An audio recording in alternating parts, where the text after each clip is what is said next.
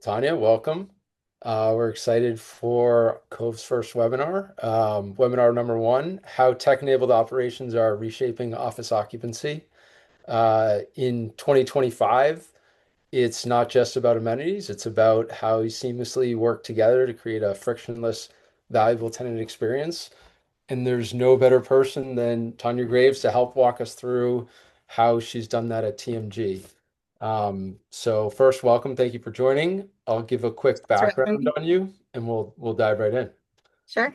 All right, cool. Tanya Graves is a senior vice president of marketing at TMG, based here in the Washington, D.C. area. Tanya focuses on enhancing both the TMG brand and tenant experience through thoughtful design, programming, and placemaking. She oversees corporate and property marketing, leveraging innovative marketing best practices to ensure impactful strategy.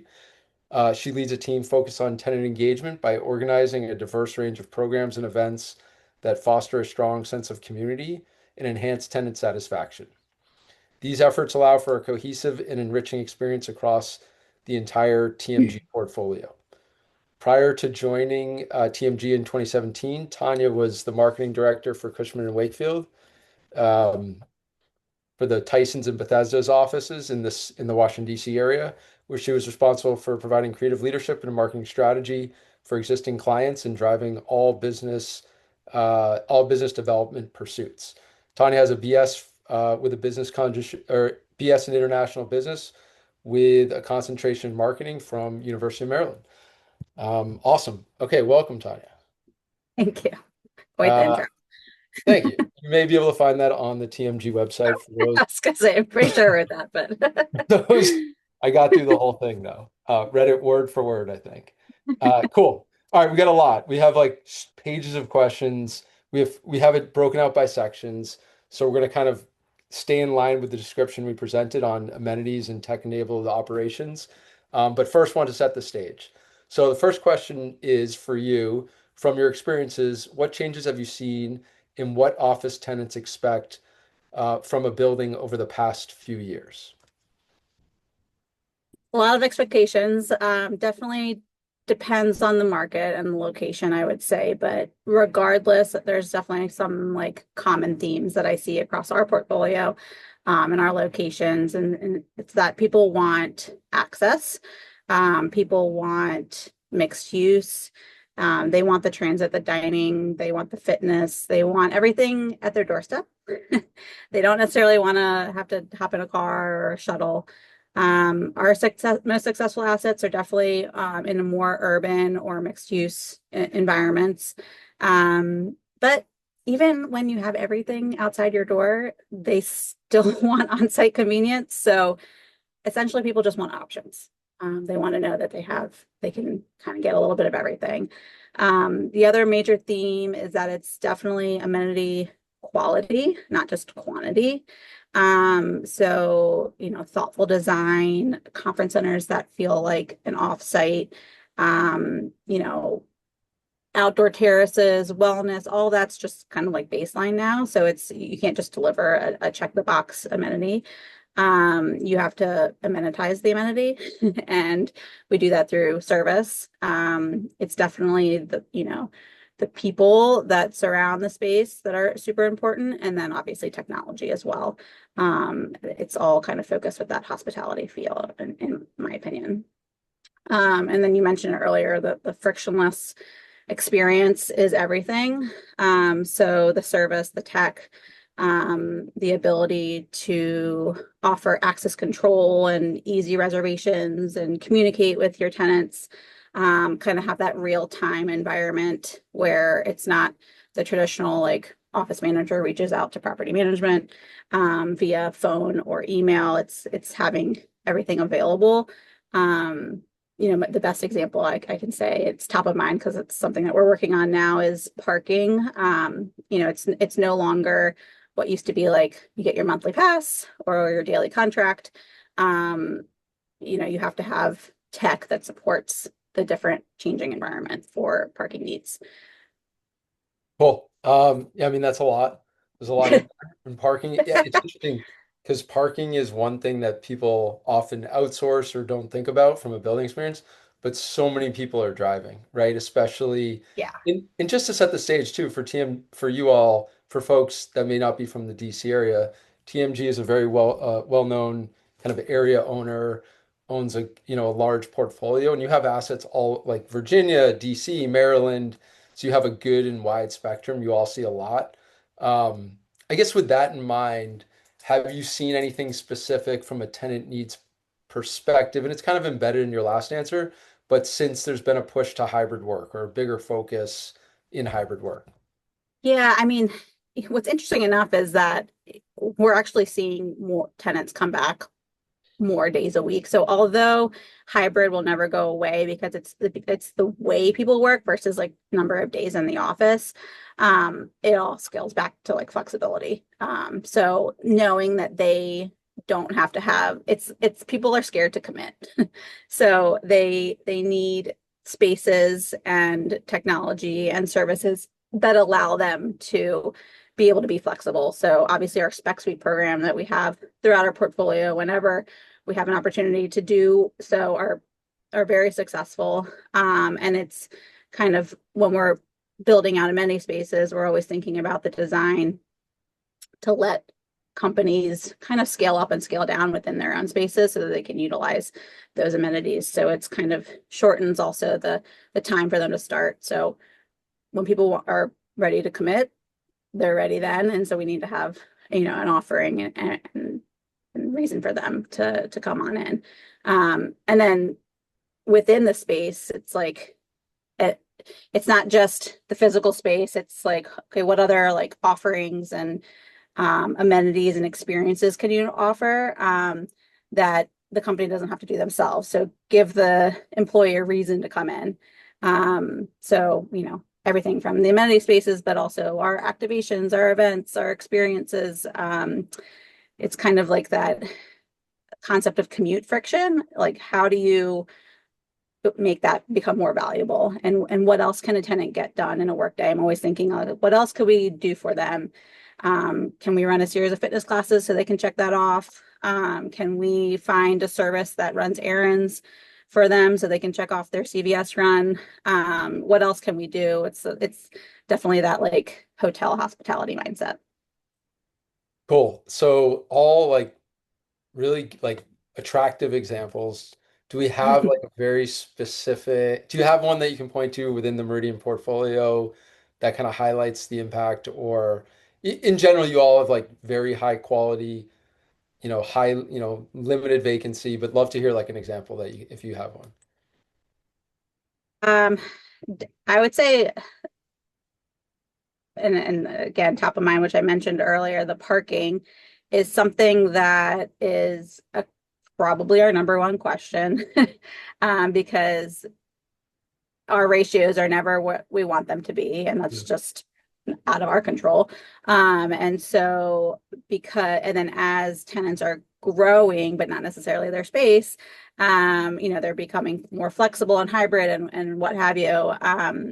We have to find solutions for them. So it's something that we're always exploring. It's continuing to evolve, but definitely the use of technology to support that. So to give like the live insight Mhm. into what's available, to have flexible reservation policies, to have that like flexible non-committal commitment so that we know that we're getting the income that we need and are dependent on, but we are also offering the flexibility that the tenants want. The more flexible environments that we can offer, the more attractive to these tenants, the more attractive it is to them, and then the more likely they're to stay with us or sign with us.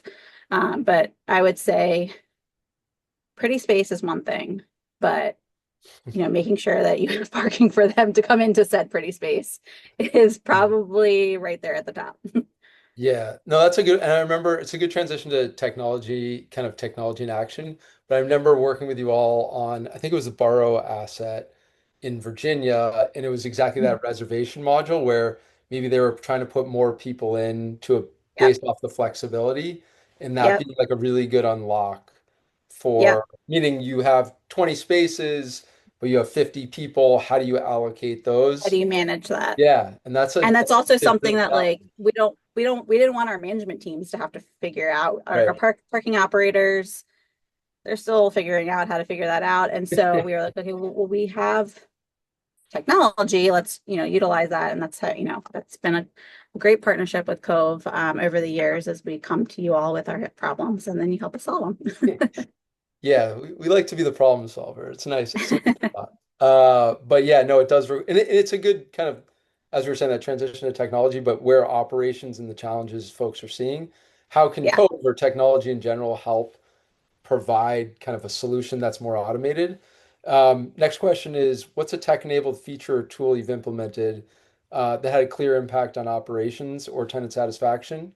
We hit on the parking, but I'll leave it open-ended. Well, I couldn't sit here and not say, obviously, our building app and dashboard run by Cove. Who do you use? Oh, They didn't pay me got to it. say that though.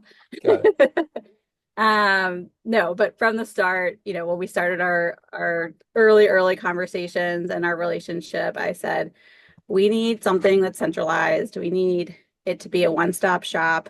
And I want to build something that can grow.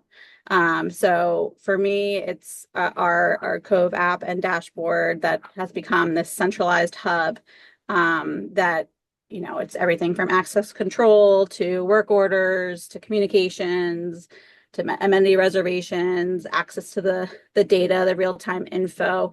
It's helpful for our tenants, but it's also helpful for our management teams, which then allows them to have more time to be customer service oriented. So it's a win-win. And it's, something that we hope to continue to evolve.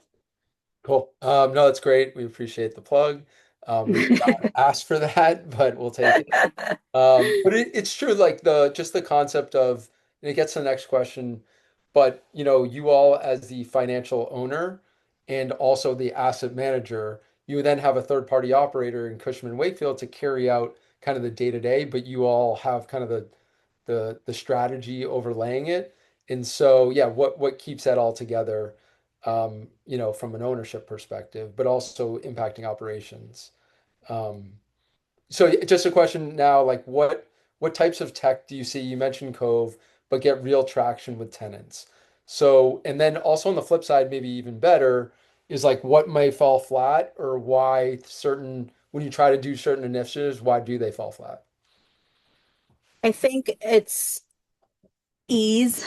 Um, Something that's mobile first is one thing, but it's like once you're within an application or dashboard, it's like how easy can you accomplish your task?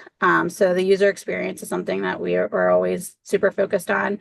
And I'm always like playing around with demos and things like that to make sure like I put my sorry if there's any boomers out there, but I put my boomer hat on. I think of my dad and I think of if he was trying to like be clunky in this new app or dashboard, like what would his experience be?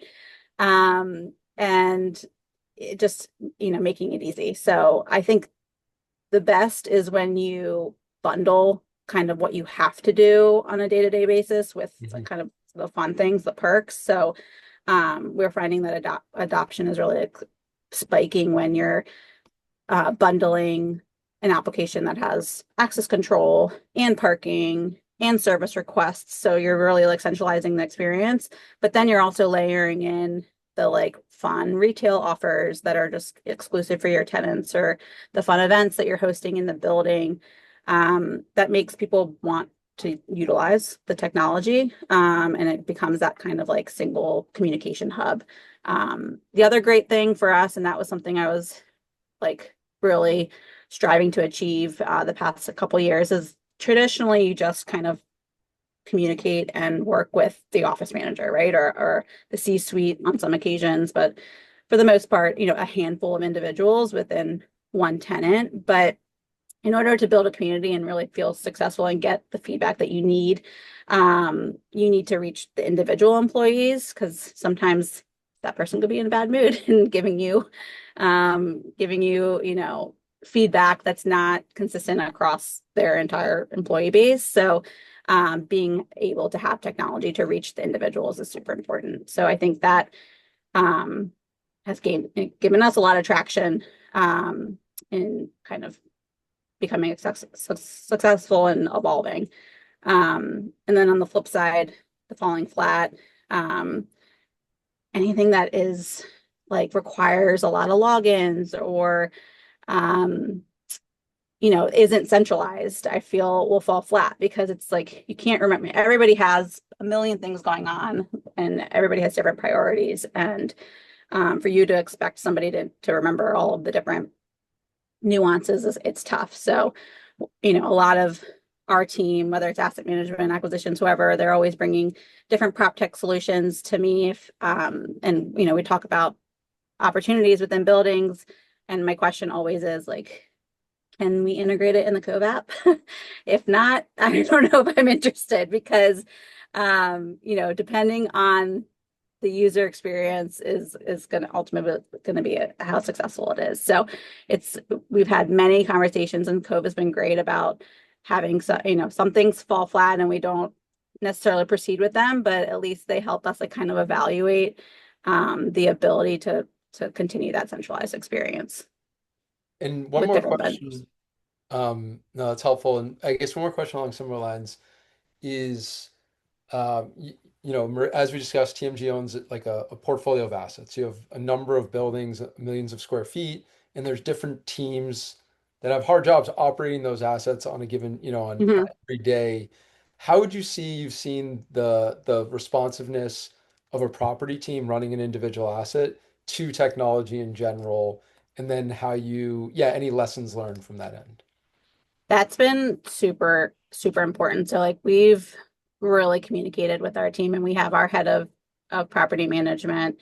Her and I work at TNG very closely to make sure like anything that we're doing is to benefit the property managers and to like incentivize them, to make it easier on them so that they can get their jobs done, to then be like the champions of the product or the technology or whatever on site. So, um, we don't want to feel like we're like micromanaging or doing anything like that. So we have a handful of managers across our portfolio that we've leaned into to kind of give us the live insights so that we're making the changes that they want versus kind of forcing them to go down, something that they're not advocating for. So, um, I mean, we've done a lot of centralization over different platforms over the past couple of years, and they want to have that experience because ultimately it frees up their time,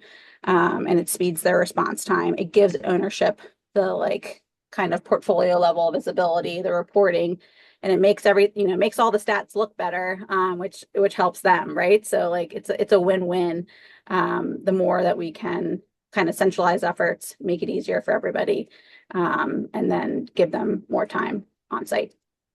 Cool. Awesome. No, that's a good one. And I think that's like historically that's been a challenge is just Yeah, make because you have so many different stakeholders along that chain. And so yeah, some really good practical ones, especially on the real time, like leaning on folks around the portfolio for that insight in real time. But yeah.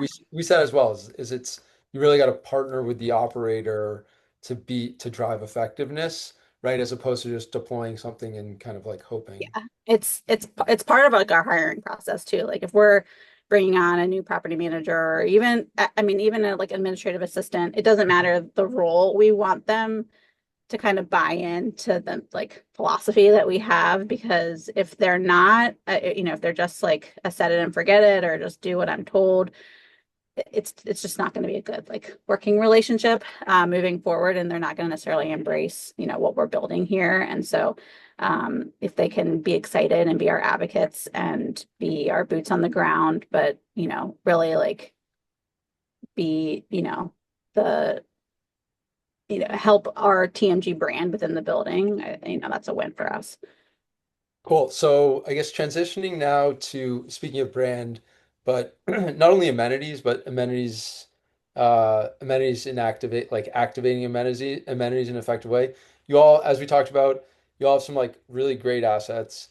I can think of like the rooftop deck in DuPont. That thing's incredible, like indoor, outdoor. 1333 New Hampshire. Yep. Yeah, that's like you just want it should be an apartment. Like if It's, I mean, a really, really nice big apartment. But yeah, so you have these like incredible things at your fingertips. Borough has a really great conferencing center with like a lot of intricacies given the number of buildings that leverage that from a campus perspective. Uh, what do you see, yeah, that gets people to actually use amenities versus kind of just a really great visual? Yeah, I think the thoughtful design is one thing, and obviously we are very thoughtful, and we have a a design kind of subcommittee within TMG that is very passionate about bringing new and interesting design to our spaces, and partnering with the right architects and designers. But it's also programming the spaces is it's probably the number one thing. And it's not just programming it with experiences, because like the events and things of that nature are fun, right? And our team loves to do it. The pop-ups, the workshops, seasonal events, things of that nature. It reminds tenants that these amenities exist and that they should use them. But it's like programming it from the beginning, like making sure that outlets are in the right spot. So that when somebody goes to like get away from their desk and work in a lounge, it's easy for them to do so, and making sure that the Wi-Fi is working and that there's a sign that says, here's the Wi-Fi. It's like little touches that you just sometimes don't think about, or like thinking about where the sun's coming in and oh, we need blinds, or it's just it's amazing that some of our architect friends and designers, like they're so spectacular in what they do, but it's our like lessons learned that we apply from past projects that become most impactful. And I think of power all the time because there's been several instances where power has not been put in the right spot, and then the amenity becomes useless, and then people don't use them. So that's just a good lessons learned. But then also making it easy to reserve, or easy to use, or easy to see that it is being used already and I should go another time. So we've worked with Cove over the past couple of years to make that experience accessible to everyone, not just the office manager, through the app, and now dashboard as well, and just kind of connecting all the dots so that people feel like they're part of a community and not just their office in an office building. And now thinking about kind of a simple change. Do you have an example of a simple change where you took a space and like you did something operationally or otherwise, and it made a big difference on how tenants engage with that space? Yeah, this just is top of mind because we launched it this season, but we had a fairly unused um, rooftop parking garage combo, that we had a vendor come to us and say like, hey, we'd love to do this rooftop garden. And then it's something that we kind of always thought about, but never really pulled the trigger on. And then we realized, well, like tenants love really anything that's free. So they love lunch, they love treats, they really love vegetables, and herbs. So we worked with a company locally here, Up Top Acres, to program the space, make it a rooftop garden. It's not necessarily something that people access. They can if they want to go check it out or pick something, but we then have the company come into our office lobbies on a monthly rotation. They set up all the produce that's grown right there at our building, and just kind of like promote that cross-building community and engagement. The satisfaction that's come out of the herbs, it's been unbelievable. And then we use our technology to promote it. So, that information lives in the app. We're sending the notifications the day of, or email reminders monthly and whatnot. So, kind of just having that like full cycle opportunity to engage with the tenants and have it something that's regularly occurring that may not typically happen in an office building environment, has been low cost but highly effective. Up Top is a local, I know them well. They're great. Up Top Acres. That's a great, Yeah. great shout out to Up Top. They actually Yeah. started for those Cove evolved from a co tech enabled to co-working to now pure software. Oh, that's They funny. started in a Cove. So I know that Great. well. And yeah, so that's great to hear that they're working with you all. Yeah. I've seen that in action. It's really like tenants get really excited about it. Like It's it's like super it cool. goes back to the hospitality thing. Like Yeah. typically you see some of these perks in like a residential apartment building, which not everybody A lives in and B can, takes advantage of. So It's finding those, you have to obviously be mindful of budget always, but finding those opportunities to layer that in is what I feel like makes a difference in our buildings. Which is an okay, really good transition to things ownership and everyone cares about from real estate perspective, driving occupancy, and then ultimately leasing and NOI. Love to hear about a direct connection between kind of the experience that you all have created and then an impact it's had on leasing. To the extent you can share a specific building would be hugely Yeah. helpful. So we have one building in particular. We actually just sold it, but we had owned it for, I should know this, but like 6, 7 years. We purchased it. It's a Asset and Tyson's part of the borough. And we purchased it with the kind of the strategy to like it lives within the borough district. Let's bring it in. Let's make it part of our community. Let's centralize efforts in terms of like cross shared amenities and things of that nature. Let's put some dollars in. Let's put some CapEx for, lobby, fitness, conference, their, physical improvements there. We did a bunch of curated spec suites. We connected that asset to the borough in all things branding and kind of like neighborhood amenities. And then kind of case in point, we drove rents 22% over the time period that we owned it. And then we also secured some pretty strong renewals, and one was a anchor tenant that helped our situation pre-sale. So, we really test that to just kind of the experience within the building, within the physical building, but then within the community as well. That's awesome. And you all sold that. I think I saw it within the past year or so. So a nice, Mhm. kind of a nice example of a win across the portfolio. Mhm. Um, cool. All right. So then one question which kind of ties in terms of that being clear indicator of success from like a portfolio perspective. But a question we often get too is when you're trying to assess, what's working in a building, what kind of feedback or data points are you looking at in order to say, hey, this is being effective. We're seeing good things on a day-to-day, monthly, or weekly basis. Um, Two major things, well, three, I guess, and then the kind of like the operations quality, so like our response time, our time to close on work orders, what type of requests are coming in, the cadence, and from which tenants. So we're kind of assessing kind of like the back of house operations that way. Um, Amenity utilization is definitely something, right? Like how many people are making the reservations, what hours, what's our occupancy within the spaces. How is that kind of giving us the intel to take to a renewal or take to an expansion, or even when we're tracking somebody in the building, we're touring them through touring a prospect through like what's our story. We're obviously always kind of customizing it based on what we think their needs are. So we utilize those stats to kind of help to sell the whole picture, because we want to give more insight than just what they're physically seeing, because it shows that like we're very committed, we're involved. We want it to be kind of open and honest.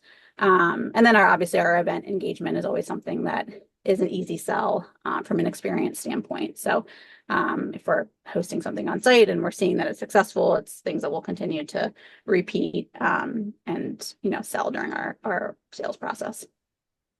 And on the leasing example, which I think is it's a really good one and relative and pretty unique in the market. What do you educate brokers or how are they involved in telling that story from, from a marketing perspective where you live and a brand perspective? Yeah, I think we're pretty passionate about being part of that process. So, although we are obviously partnered with all the various third-party leasing companies out there, and they are, the extension of our team, we're like myself and my colleague who's head of leasing are part of the dialogue, and my colleague is, day to day part of the dialogue from a leasing perspective, but I'm also very much part of it to kind of sell the brand experience. And then our head of property management is also part of the dialogue to, especially when we're like getting close to, securing a lease. We're in negotiations, we're figuring out LOIs, like we're talking about everything from operations to experience to everything in between, because we want it to be attractive and we want the brokers to be telling the right story. Because there's, times where ownership's just not as involved, or it's just kind of like, this is what we do and this is how we do it across our portfolio. Whereas we have more of like, an individual asset by asset approach. Well, The other thing that we do is myself, head of property management and head of leasing, meet with our tenants. Like not all of our tenants, but the anchor tenants, excuse me, within each asset. So we meet with them twice a year, sometimes 4 times a year. It's not something that you typically see from ownership, but it gives that direct dialogue.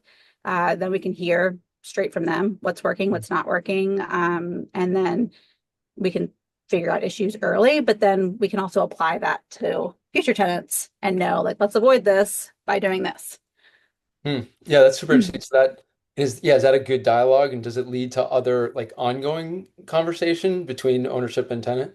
Yeah, and we learn like, okay, they're actually thinking about expanding their space, or we are only utilizing this much space, but oh, by the way, we had another tenant that was interested, and maybe we can work out a deal to give back some of the space, which will then benefit us for a prospect in the market. So it just gives us an extra open lines of communication that we may not hear from a broker, because they have a lot going on as well, and a lot of other clients. So we're figuring our way in there. Cool. Awesome. All right, we haven't had much time for questions. We haven't opened it up. I got one question here that came in. And then I want to kind of be respectful of time, and we'll close out with a couple of questions on looking ahead. But it was going back to the technology question a little bit, and I think it's relevant to the overall, but it was around implementation. And so we kind of talked a little bit about, how tech is impacting at operations and then how folks are using it. Any things you've learned from the question is, anything you've learned from bringing tenants along on implementing technology, any wins, losses, things that you can point to? Be patient, be consistent. Changing behaviors is hard. So it's like the constant reminders, and it's really the vetting ahead of launching anything. It's like, let's make sure this is as easy as possible, and let's make sure we have very clear instructions on how to do that. And that's not just like a live demo, because people may or may not make that or remember the details. It's like the follow-up videos, the follow-up communications, and how-to guides. We've worked with Cove in setting up building by building, and sometimes tenant by tenant, depending on how large they are, workshops and whatnot to answer their questions live and really show how it impacts them.